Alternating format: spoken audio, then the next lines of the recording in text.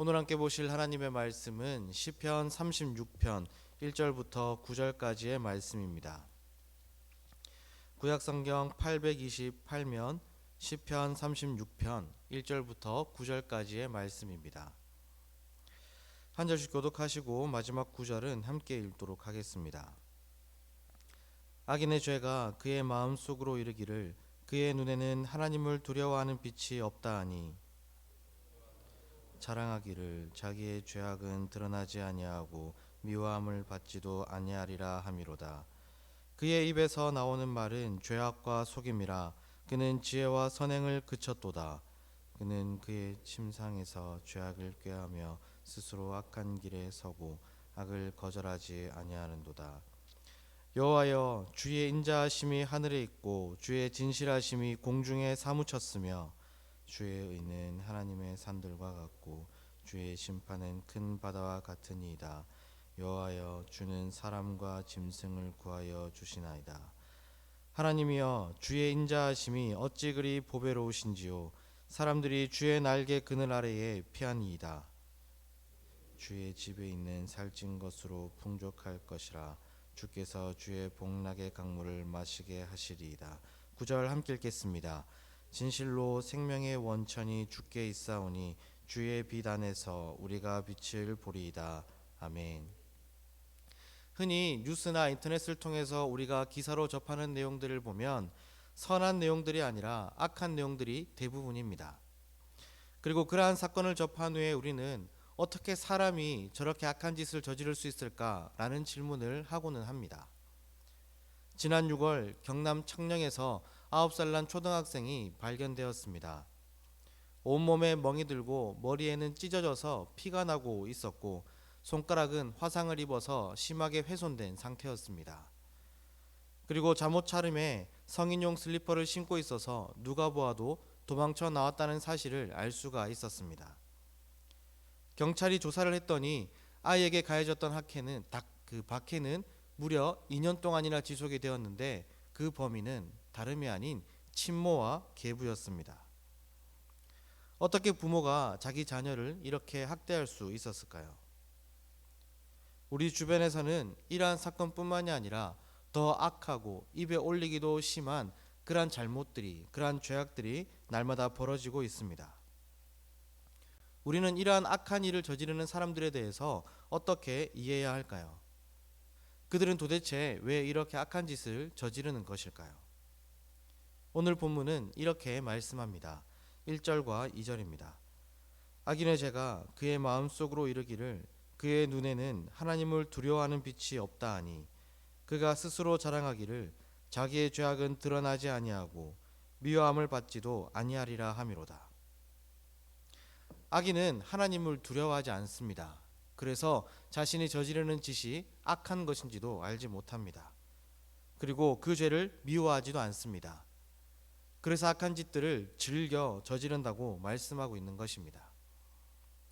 하나님을 두려워하지 않으니 악행을 저지르며 3절과 4절의 말씀처럼 항상 악하고 거짓된 말을 내뱉고 심지어 침대 위에서도 날마다 어떻게 하면 악한 짓을 저지를 수 있을까 고민하고 또한 고민한 것들을 반드시 저지르겠다라고 다짐하기도 합니다. 사랑하는 성도 여러분, 이렇게 하나님을 두려워하지 않으므로 날마다 악한 짓을 저지르는 그러한 사람들이 많은 이 세상을 우리는 어떻게 살아가야 할까요? 그러한 악한 사람들에 대해서 굴복하고 걱정하고 두려워하면서 살아가야만 하는 것일까요? 5절과 6절입니다. 여호와여, 주의 인자하심이 하늘에 있고 주의 진실하심이 공중에 사무쳤으며 주의 의는 하나님의 산들과 같고 주의 심판은 큰 바다와 같으니이다. 여호와여, 주는 사람과 짐승을 구하여 주시나이다.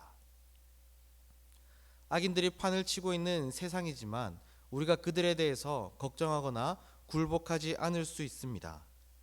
오히려 우리는 그들 앞에서 당당하게 하나님의 진실하심과 하나님의 신실하심을 당당하게 선포할 수가 있기 때문입니다. 하나님은 그들을 다스리시는, 이 세상을 창조하시고 다스리시는 위대하신 분이십니다. 우리는 그 하나님을 믿기 때문에 항상 하나님의 품 안에서 그들에 대하여 하나님의 그 크신 이름을 선포하고 당당하게 승리하며 살아갈 수가 있게 되는 것입니다. 그래서 우리는 7절의 말씀처럼 할 수가 있습니다. 7절입니다. 여호와여 주의 인자하심이 어찌 그리 보배로우신지요 사람들이 주의 날개 그늘 아래에 피하나이다. 우리는 예비하신 하나님의 그 넓은 품 안에 들어가기만 하면 됩니다. 그러면 하나님께서 우리를 안으사 안전하게 지켜주시는 것입니다. 뿐만 아니라 안전하게 보호해 주시는 것에서 그치지 않고 복을 주시되 풍성하게 주시고 기쁨을 주시되 마르지 않는 강물처럼 주신다라고 약속하십니다. 8절입니다. 그들이 주의 집에 있는 살찐 것으로 풍족할 것이라 주께서 주의 복락의 강물을 마시게 하시리이다.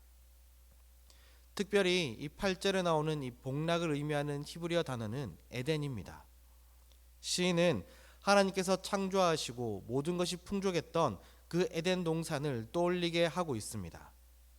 우리는 하나님의 품 안에서 안전하게 보호받을 뿐만 아니라 하나님이 예비하신 풍성한 은혜를 누리면서 또한 기쁨 가운데 살아갈 수가 있게 되는 것입니다. 하나님은 오늘 이 시간 우리를 향하여 넓은 그 품 안에 안아주시기 위하여 우리를 이 자리 가운데로 불러주셨습니다. 우리는 그 품 안에서 달려 들어가서 세상 가운데 살아가면서 지치고 상한 영혼을 회복받을 수가 있으며 또한 그 비워진 자리에 하나님이 주시는 기쁨으로 은혜로 체험받을 수가 있게 됩니다. 하나님이 주시는 그 사랑과 회복과 은혜를 풍성히 누리시는 저와 모든 성도님들이 되시기를 주님의 이름으로 축복합니다. 이어서 9절을 보면 시인은 이렇게 고백합니다. 진실로 생명의 원천이 주께 있사오니 주의 빛 안에서 우리가 빛을 보리이다.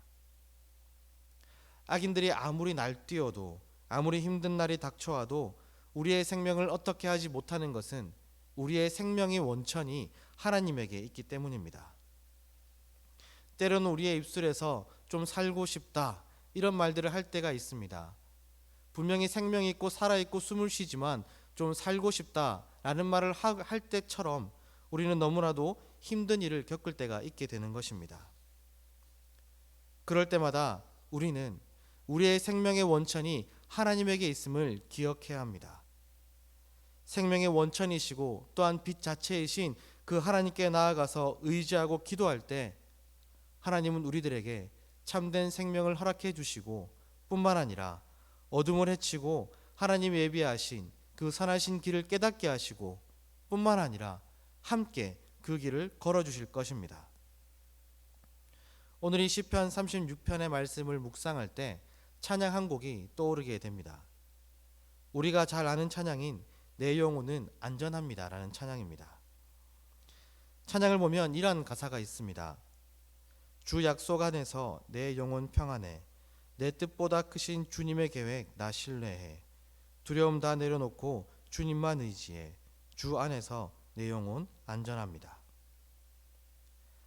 사랑하는 성도 여러분, 이 시편 36편에 약속하신 그 하나님의 말씀처럼 하나님의 약속 안에서 인자하심과 신실하심 속에서 온 땅을 다스리시고 또한 생명의 주관자 되시고 그 빛이신 하나님 안에서 날마다 안전한 평안한 삶을 살아가시기를 주님의 이름으로 축복합니다. 기도하겠습니다. 사랑이 풍성하신 하나님 아버지, 날로 죄악이 더해져가는 이 세상 가운데 우리를 홀로 두지 아니하시고 넓은 품 안에 우리를 안으사 안전하게 지켜주시니 감사합니다. 뿐만 아니라 하나님의 품 안에서 예비하신 풍족한 복을 누리게 하시고 마르지 않는 기쁨의 강물을 마시게 하심도 감사합니다. 이제는 우리의 생명의 주관자 되시며 우리의 나아갈 길을 예비하시고 인도하시는 그 하나님의 말씀을 따라 살아가는 모든 주의 백성들이 되게 하여 주시옵소서. 세상에서 살아가면서 지치고 힘들 때마다 하나님의 말씀을 묵상하게 하시고 말씀을 통하여 회복되고 새 힘을 얻어서 세상을 승리하며 살아가는 복된 인생이 되게 하여 주시옵소서. 모든 말씀 예수님의 이름으로 기도드리옵나이다. 아멘.